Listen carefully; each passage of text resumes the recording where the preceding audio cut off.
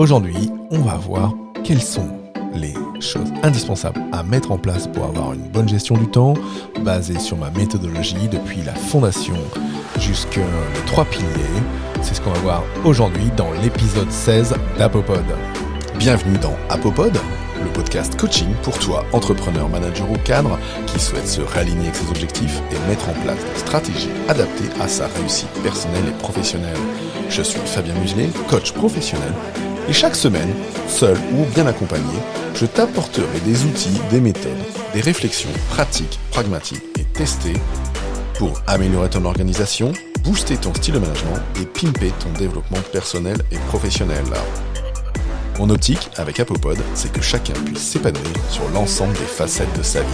Alors je te souhaite une bonne écoute. Alors, avant de démarrer ce podcast, moi je voulais parler d'un truc dont j'étais super content juste avant d'enregistrer cet épisode. C'est qu'aujourd'hui, vous êtes quand même plus de 350 auditeurs à écouter ce podcast. Alors, j'ai regardé un peu, puisqu'en plus, dans le logiciel que j'utilise qui s'appelle Captivate, on peut voir d'où vous écoutez ce podcast. Et alors, j'étais impressionné de voir le nombre de pays différents. Parce qu'il y a des gens en France, forcément, aux États-Unis, deuxième pays, Canada, en Russie, en Inde, en Belgique, Nouvelle-Calédonie, Suisse, Taïwan, Argentine, Brésil. Waouh! Alors, quand j'ai vu ça, sincèrement, ça m'a fait chaud au cœur, super plaisir, parce que 350 personnes différentes qui écoutent ce podcast aujourd'hui, avec, je dirais, mon objectif d'arriver à 500 en fin d'année, ça m'a fait chaud au cœur de voir tout ça, et puis ça motive à vous amener toujours plus de contenu dans ce podcast qui est là pour vous. D'ailleurs, si c'est la première fois que vous écoutez ce podcast et que vous n'avez pas encore récupéré, j'ai fait un petit guide comparatif de 10 méthodes de gestion du temps. Si vous souhaitez le récupérer, c'est simple, il suffit de vous connecter à podcast.apomind.fr/temps ou de cliquer sur le lien dans les notes de l'épisode et vous pourrez récupérer ce petit e-book, ce petit guide offert en moins de 3 minutes. Dedans, j'y parle d'une dizaine de méthodes, des grands noms, Parkinson, Pomodoro. Et puis, je vous donne quelques conseils pour mettre en place. Alors, bien souvent, quand on est professionnel, salarié, surtout manager, cadre ou entrepreneur, on ne réussit pas toujours à réaliser l'ensemble de ses tâches. Pourtant, on est bien souvent quand même relativement déterminé à plus subir, à retrouver durablement un équilibre de vie, et puis gagner plus de temps pour devenir un peu libre pour soi, et profiter aussi de ce gain, soit pour soi, pour ses projets, sa famille, son business ou son équipe. Quand on est manager, c'est important de passer du temps avec son équipe.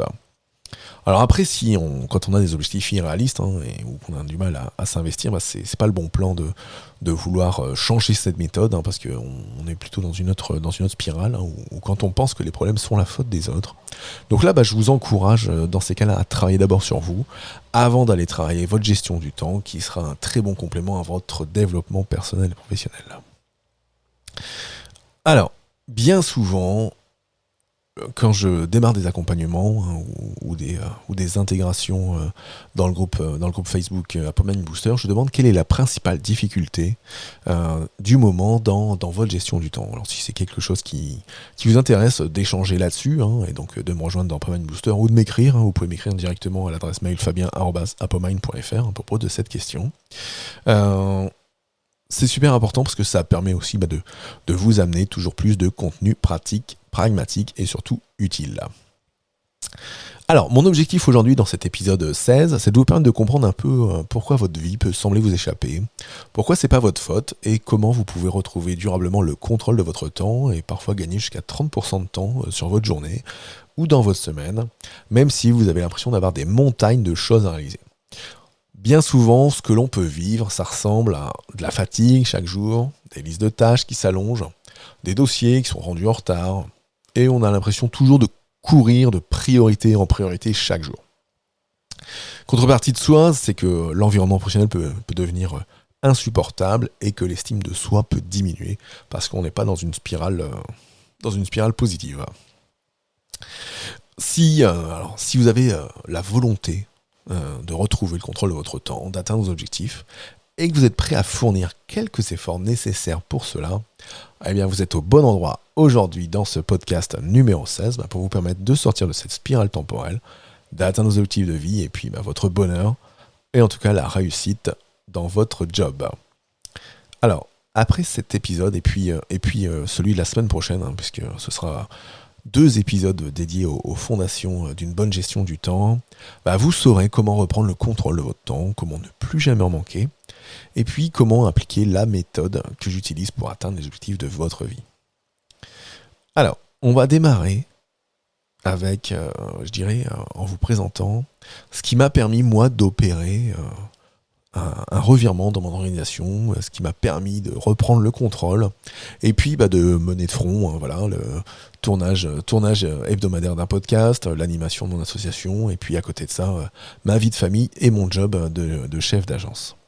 Alors, ce qui a pu me permettre ça, ça a été un premier travail pendant un paquet d'années, de recherche, de recherche d'articles de blog, de formation, soit payée par l'entreprise, soit que je me suis offerte, soit en physique, soit en distanciel, et puis pas mal de lectures, et aujourd'hui avec Apomind, c'est ce que je souhaite vous amener, c'est vous amener ce que j'ai pu décortiquer, construire et mettre en place et qui fonctionne non pas que sur moi, mais aussi sur les personnes que je peux accompagner ou former grâce à mon association. Tout ça, je l'ai défini dans une méthodologie que j'appelle Apotime. Ça, c'est la partie Apotime, c'est la partie dédiée à la gestion du temps dans les accompagnements que je peux faire. Cette méthodologie, elle est basée sur 3 piliers avec un socle de fondation pour pouvoir asseoir un peu tout ça et mettre en place des bases solides. Donc, la première partie qu'on verra juste après, ça va être comment se construire des fondations solides. Et ensuite, alors les 3 piliers de la méthode Apotime, c'est d'avoir une gestion saine de ses tâches, ensuite de réaliser des révisions périodiques, et en 3, d'être dans l'intention d'action. Allez, première partie, les fondations. Les fondations, c'est définir sa vision et ses objectifs.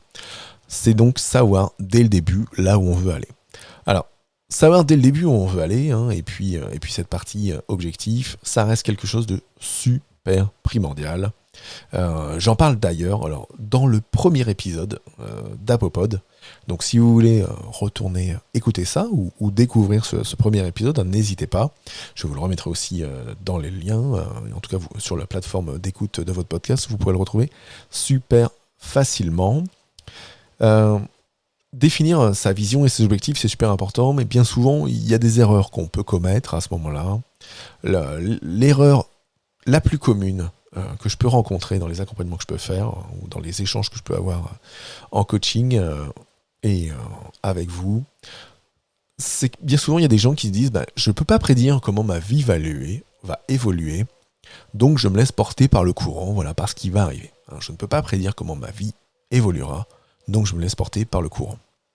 Alors ça, après, on découle, 2 erreurs qui vont être liées à ce paradigme commun, cette croyance que peut avoir un grand nombre de personnes. La première erreur, ça va être bien souvent de débuter sans une idée précise de ce que l'on souhaite accomplir. Et puis, la deuxième erreur, liée à ce paradigme, c'est que si on se laisse porter par le courant, la deuxième erreur, c'est qu'on va laisser les agendas des autres et les circonstances dicter comment vivre votre vie, comment dicter sa vie. Donc, on va aller creuser un petit peu et voir un petit peu ces 2 erreurs et comment on peut s'en sortir. Donc, sur cette première erreur, de débuter sans une idée précise de ce que l'on souhaite accomplir, on va avancer à l'instinct. On va tester, expérimenter, et du coup, en testant et en expérimentant, on va corriger de manière permanente. Voilà. Permanence. En permanence, on teste, on expérimente, et on corrige. On n'a pas vraiment d'objectif. Là, la problématique, c'est que du coup, après, on va être très vite dans la perte de temps, on va prendre de mauvaises directions, et là, ça va être l'échec, le stress, et du coup, on n'est pas serein, on n'est pas focus sur ses objectifs.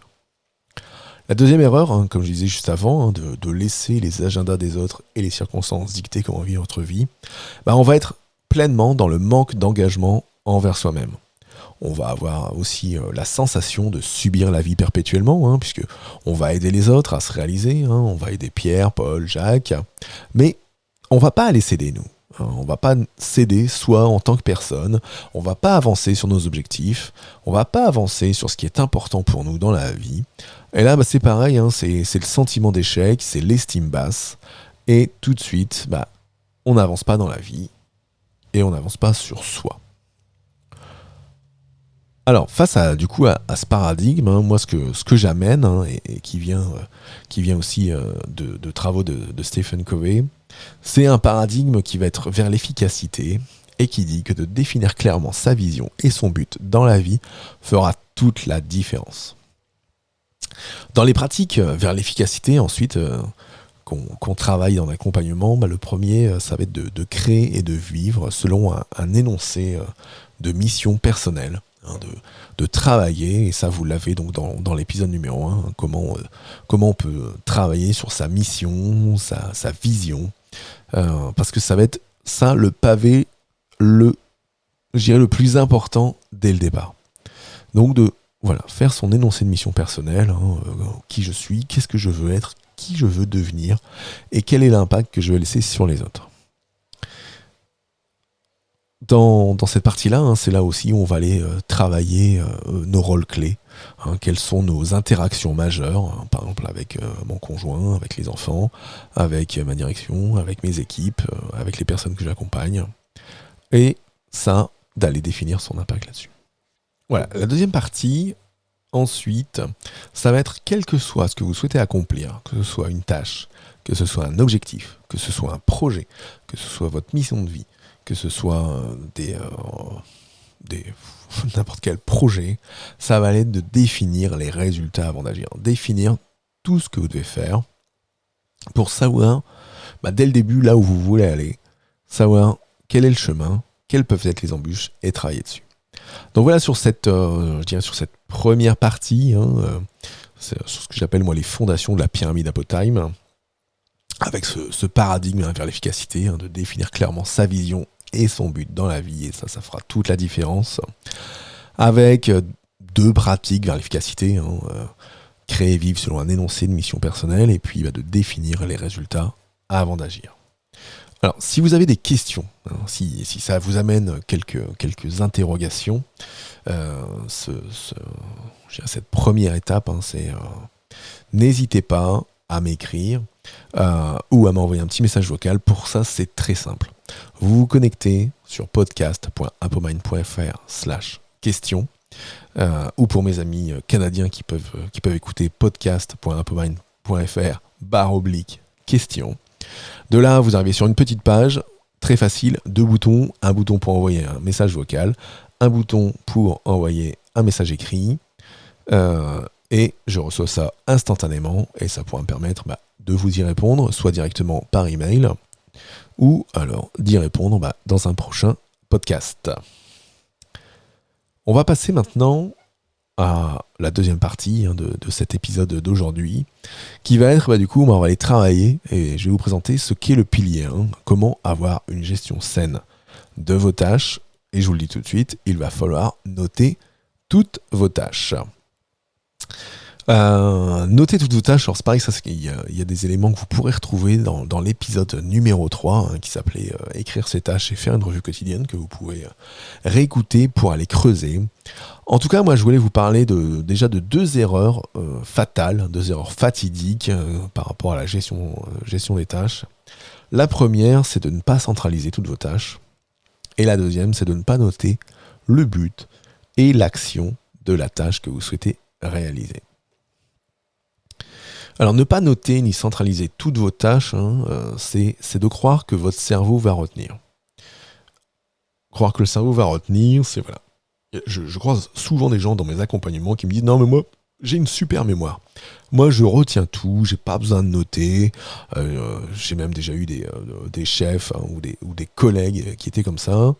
On pouvait passer 2 heures à faire un point sur un sujet, voilà, un point du contrat, un point d'une thématique, et la personne ne note rien, mais rien.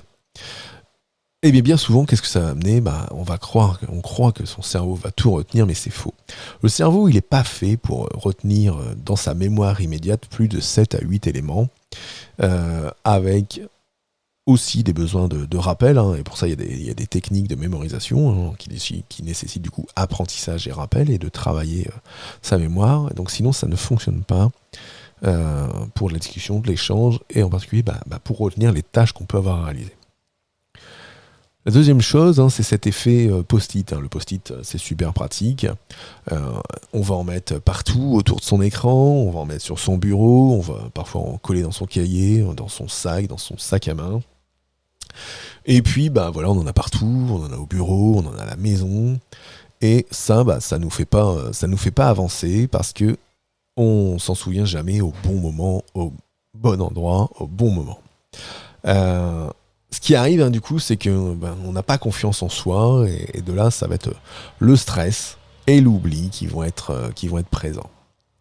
Alors, est-ce que vous vous êtes déjà rappelé d'échéances, par exemple, au moment de dormir? Est-ce que, voilà, vous avez passé une super journée ou une dure journée, et puis, voilà, c'est le repas du soir, c'est un petit film, une petite série, et puis, là, on va se coucher, on s'allonge, et là, on se dit, punaise, j'ai oublié de faire ça aujourd'hui.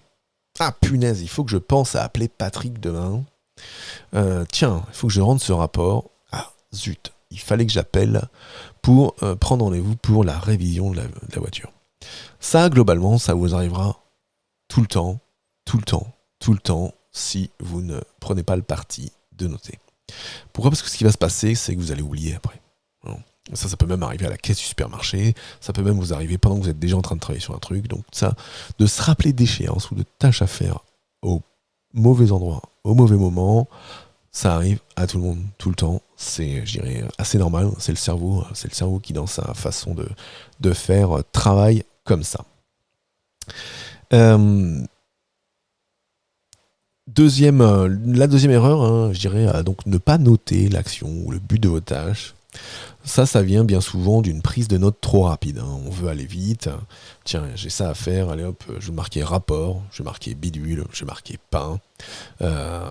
Voilà, on pense gagner du temps en notant très rapidement, tout ce qui nous vient par l'esprit, en tout cas les tâches à faire. Et bien souvent, quand on n'indique pas le but précis, on n'indique pas le résultat à obtenir.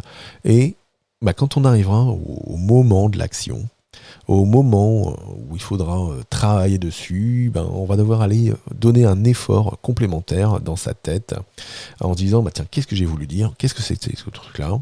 Et bien souvent, hein, quand on gère son travail et ses tâches avec des to-do list, il n'est pas étonnant parfois de noter des tâches et de ne le réaliser que 3 semaines, 1 mois, 2 mois plus tard, hein, par rapport aux différentes priorités de la vie.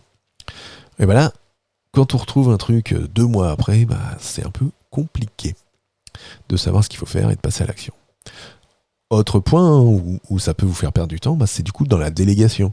Quand on note sa tâche comme il faut, hein, avec moi ce que je préconise, sujet, verbe, complément, hein, ou en tout cas verbe, complément, ça c'est ce qui marche le mieux.